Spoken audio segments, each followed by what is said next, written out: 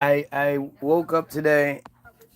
Well, my wife actually, I went live. My wife shared with me some videos showing me that there are more people out there than just me calling out Israel.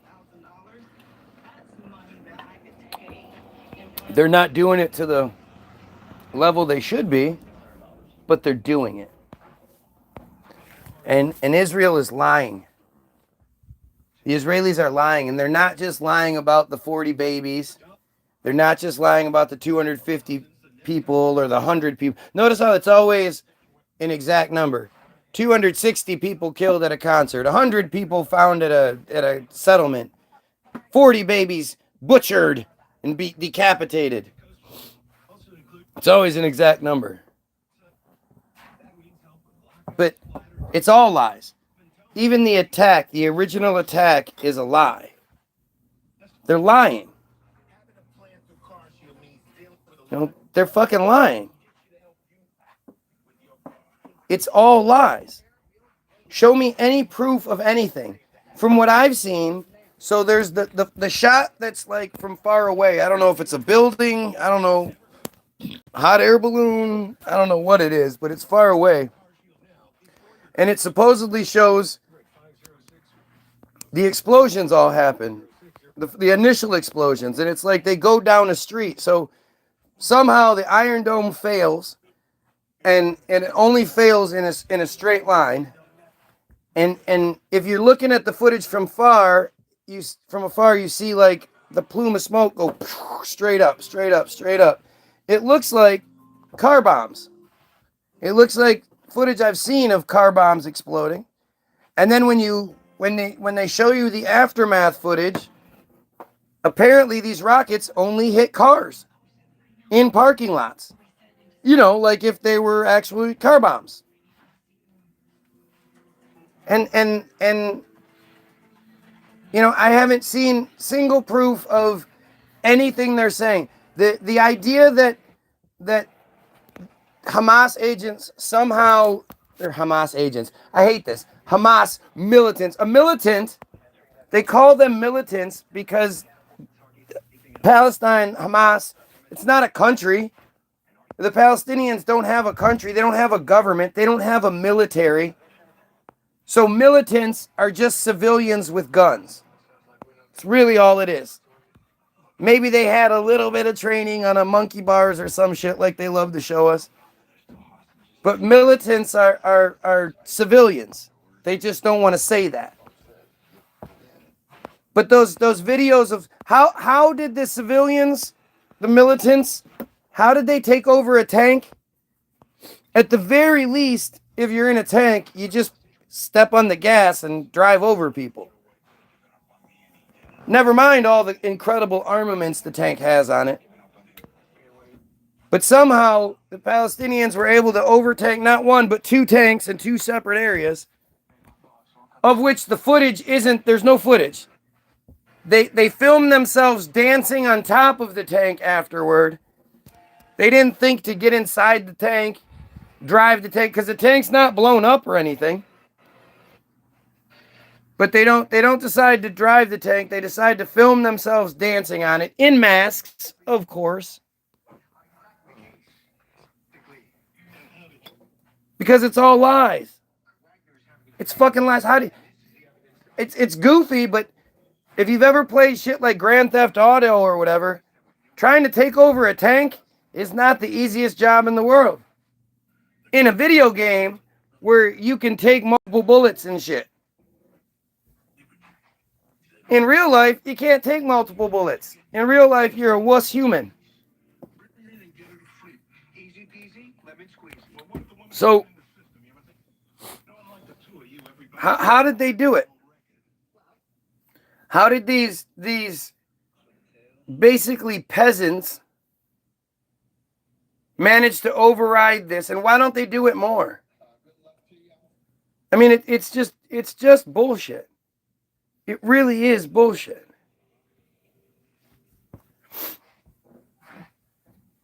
I don't understand why people aren't outraged by what they're seeing. The American public should be outraged right now. the amount of money that's being spent, the amount of lives that are going to be lost. American soldier lives are going to be lost over this.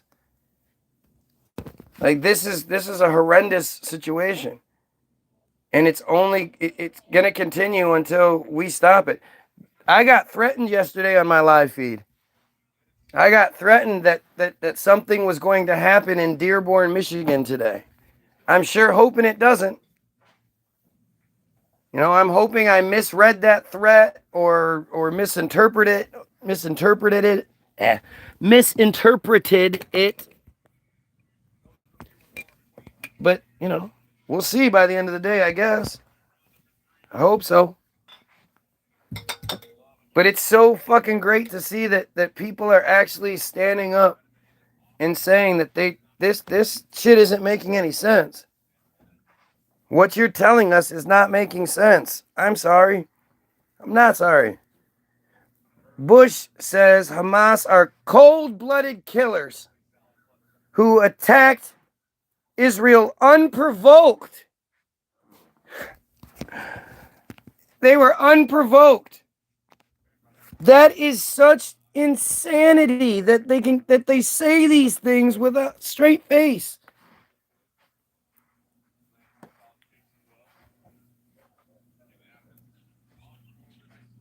In a video obtained by Axios, former President George W., in his first comments about the attack on Israel, warned that the expected Israeli ground offensive in Gaza is going to be ugly for a while. Bush, calling himself kind of a hardliner, said out loud what other leaders won't, that he believes there will be a temptation for the public to buckle and think peace is an option. Holy shit. It's not going to take long for people to say, it's gone on too long. Surely there's a way to settle this through negotiations. Both sides are guilty, Bush, 77, said on Tuesday at a private event. My view is one side is guilty, and it's not Israel. Jesus Christ. I mean, I just don't understand where these fucking people get off saying these things and how come nobody says anything to them. You're dealing with cold-blooded killers, Bush continued in the onstage conversation with president historian Mark Upgrove, blah, blah, blah. You can make all kinds of excuses why they are, but they are, he added in Texas, why they are, but they are, he added in a Texas twang with the Bushian posture that takes viewers back 20 years. He declared that negotiating with killers is not an option for Prime Minister Dickhead Netanyahu. His job is to protect his country. And, anyway, we'll find out what he's made of. Jesus. Bush was president during the first Gaza war in late 2008, which included an Israeli ground invasion that led to thousands of Palestinian casualties. Last night, Israel warned the UN to evacuate northern Gaza Strip, home to more than 1 million Palestinians. Bush endorsed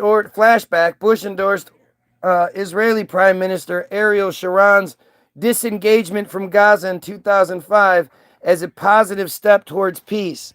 Bush also supported the 2006 Palestinian elections, which Hamas won before seizing control of the Gaza Strip in 2007, setting the conditions for many of the conflict's current dynamics. Are you fucking kidding me? Over the weekend, George W. Institute, which speaks for the former president, issued a statement strongly condemning the heinous terrorist attacks on Israel and terrorists. Bush, who has known Netanyahu for at least 25 years, warned that U.S. and Israel against caving to pressure amid a prolonged, ferocious response, predicting that President Biden is going to take some heat. He's warning that we should keep killing. Despite what the people may be saying, despite what the protests and all that, we need to keep killing.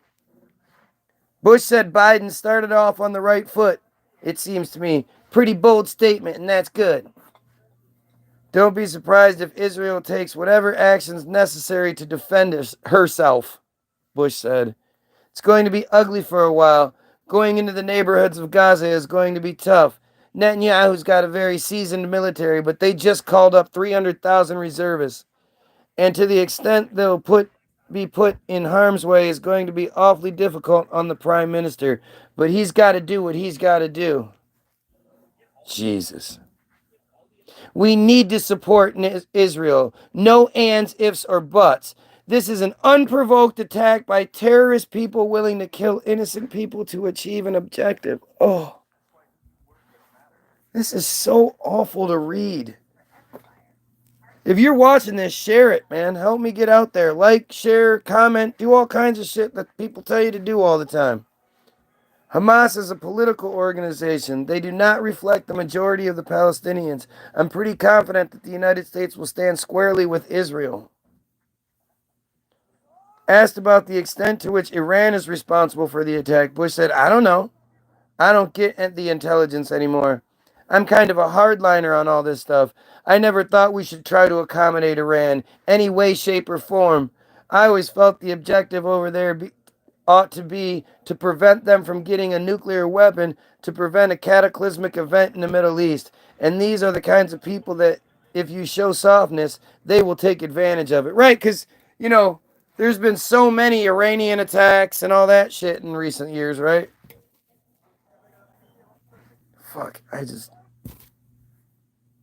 U.S. campuses in uproar as Israel-Palestine conflict exposes divide. Yeah, it's 100% Jews against everybody else.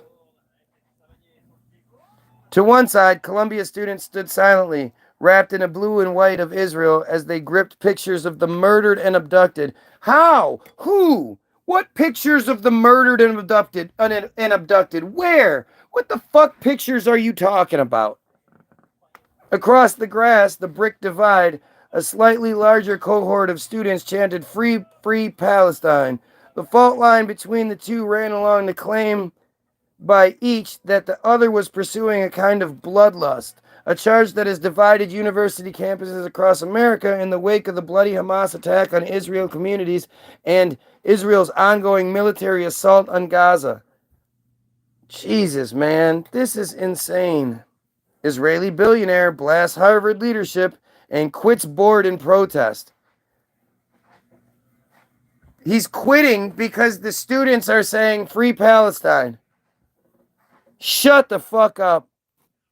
Israeli billionaire Edan Ofer and his wife Batia, yeah, because that looks natural. I bet that's made from love, right? Are quitting a Harvard executive board in protest of how university leaders have responded to Hamas's terror attacks on Israel.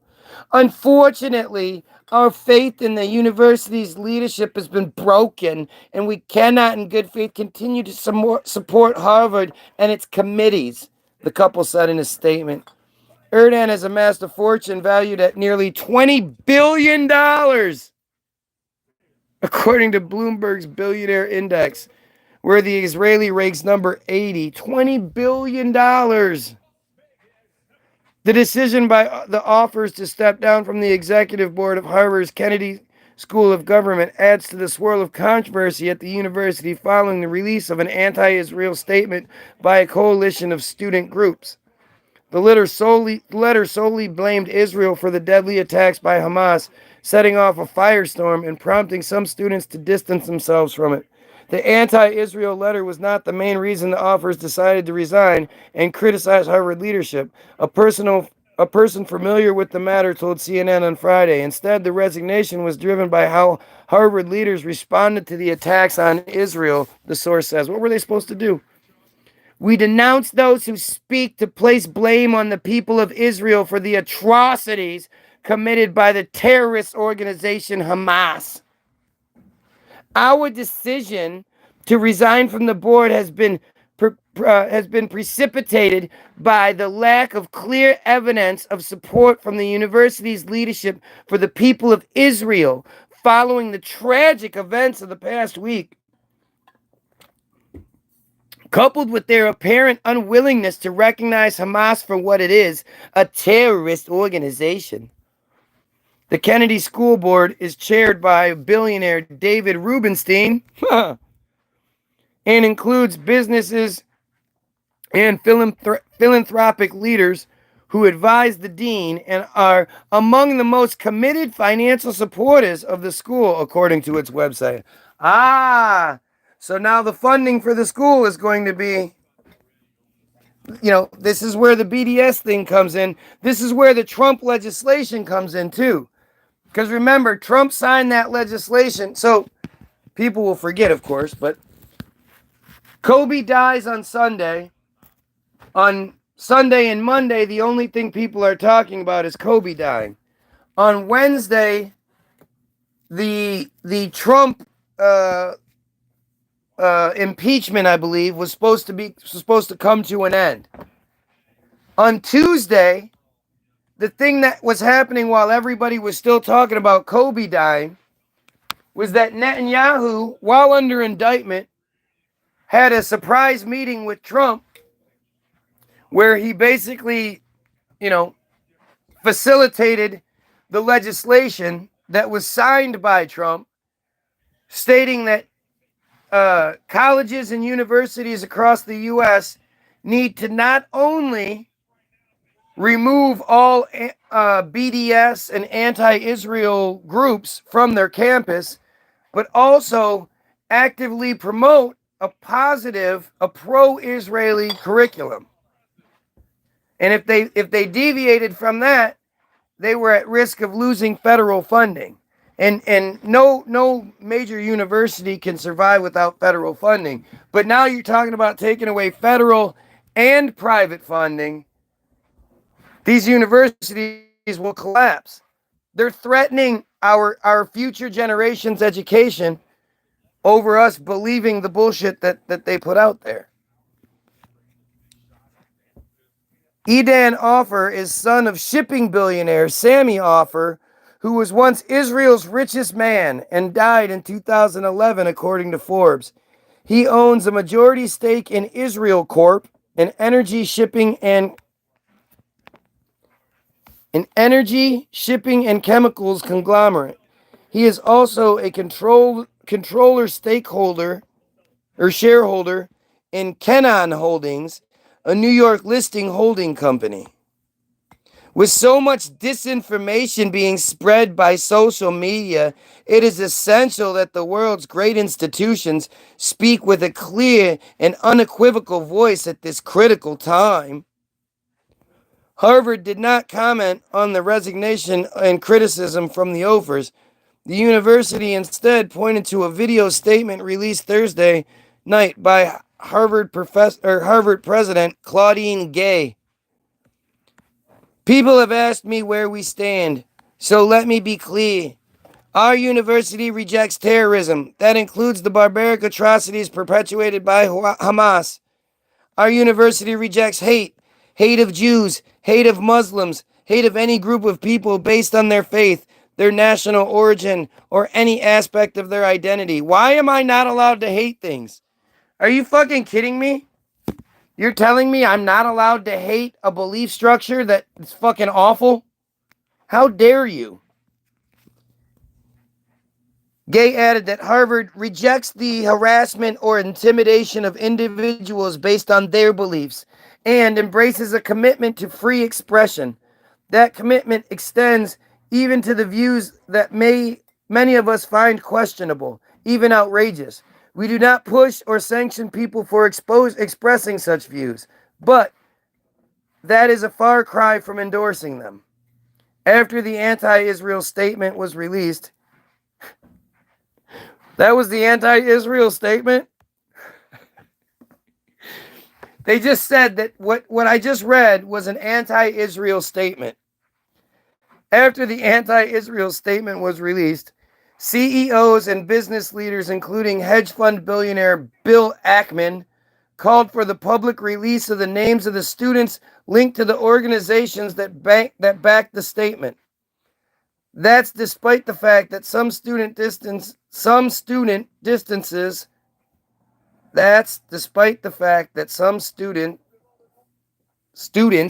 distanced themselves from the letter or said they hadn't seen it. So this billionaire is demanding that some college students' names be made public because they disagree with something?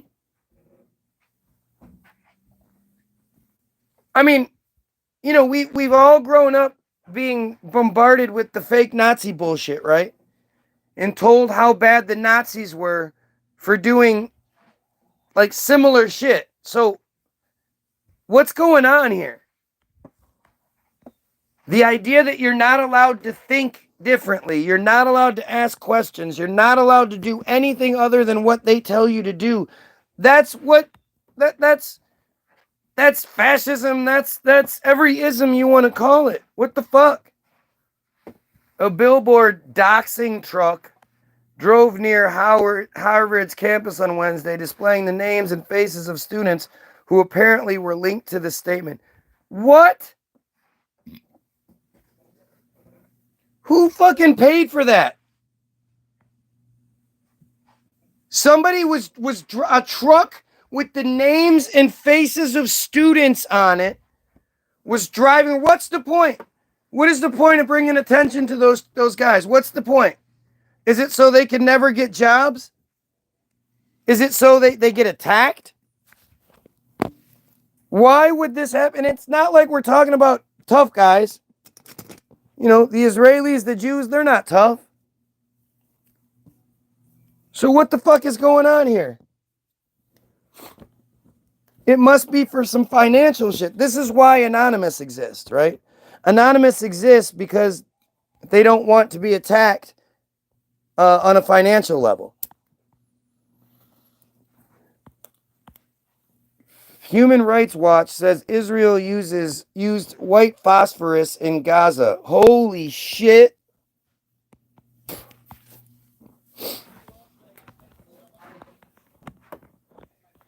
Holy shit. Human Rights Watch on Thursday accused Israel of using white phosphorus munitions in its military operations in Gaza and Lebanon, saying the use of such weapons puts civilians at risk for serious long-term injury. Wow. Wow. This is disgusting. Of course, I can't read this one. I can read Reuters shit all the time. This time I can't read it because I've reached my free article limit. When it comes to this article, I've reached my free article limit. Here we go. Human Rights Watch. I can just come here.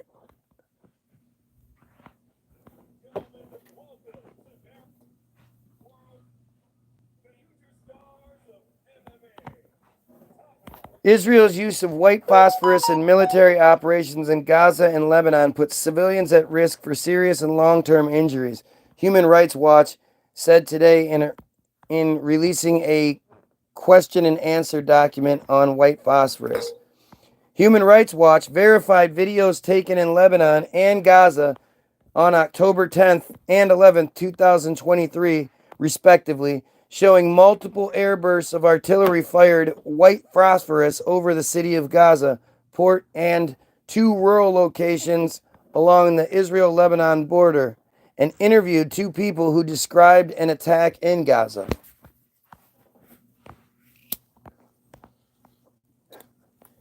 Holy shit, you guys. This is crazy. This is against the people that don't even have a military, and yet the military is using illegal measures. Remember when Syria did it, and they said Bashar did it, and everybody lost their shit because Syrian leader Bashar supposedly approved the use of phosphorus, white phosphorus, in weapons, in the munitions. Remember? Or do you just conveniently forget that shit? White phosphorus, which can be used either for marking, signaling. Listen, it's not working, so I'll see you.